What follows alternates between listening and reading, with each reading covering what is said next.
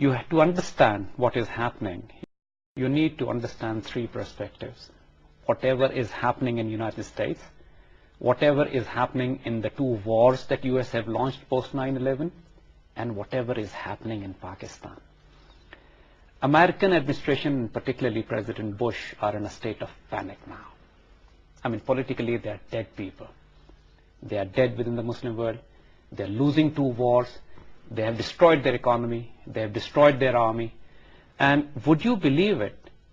Now, the circumstances and the environments at home in the mainland United States have become so severe that the think tanks and the serious policy research groups are discussing the possibility of reinduction of draft, which means induction of US citizens into war, forcefully inducting them for war, because the US Army has been stretched beyond limits. The army is almost destroyed. They don't have troops now to wage this further war. The new troop surge that they have in Iraq has completely failed. They are also talking of imposing martial law in the United States. Would you believe this? Yes, some extreme elements. Because the reason they are saying this is that now that the Muslim world has become so angry because of these wars, the possibility of another 9/11 on the US mainland is very real. The wars are so expensive that they are spending almost $5 billion per month on these two wars. And for every insurgent that they kill, the American troops fire 250,000 bullets. And this is the investment they are making in these wars. 250,000 bullets they fire to get one insurgent. Imagine. And why is this reflecting on us? So this is what I'm coming to it now. So at home, their political rating is on absolutely rock bottom. They have destroyed their economy completely. They have destroyed, as we said, destroyed their military, and the reaction within the US population is intense.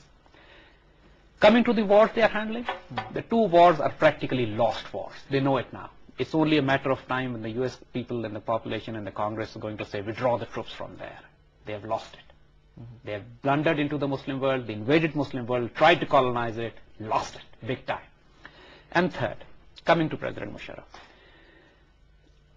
Americans and the world always thought, American people I mean, and the world always thought that President Musharraf is probably the biggest American ally.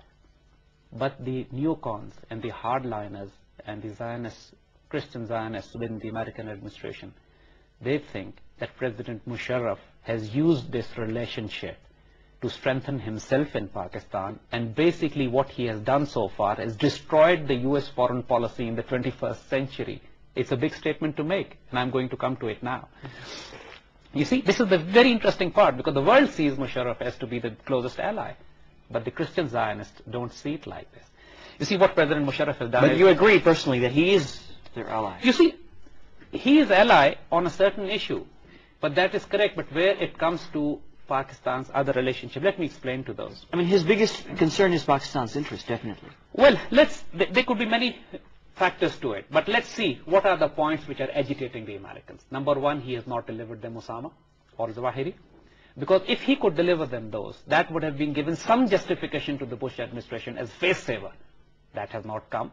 And they feel that as long as these two people are alive, and as long as the ideology is alive, they are going to hit America. And another 9/11 would mean doom of the American civilization, doom of the American government. It would prove the failure of the Bush administration. I mean, they're finished. They're anyway finished. And right now, the nightmare for them is that another 9/11 should not happen, and they want to get these two people. President Musharraf has not delivered them those.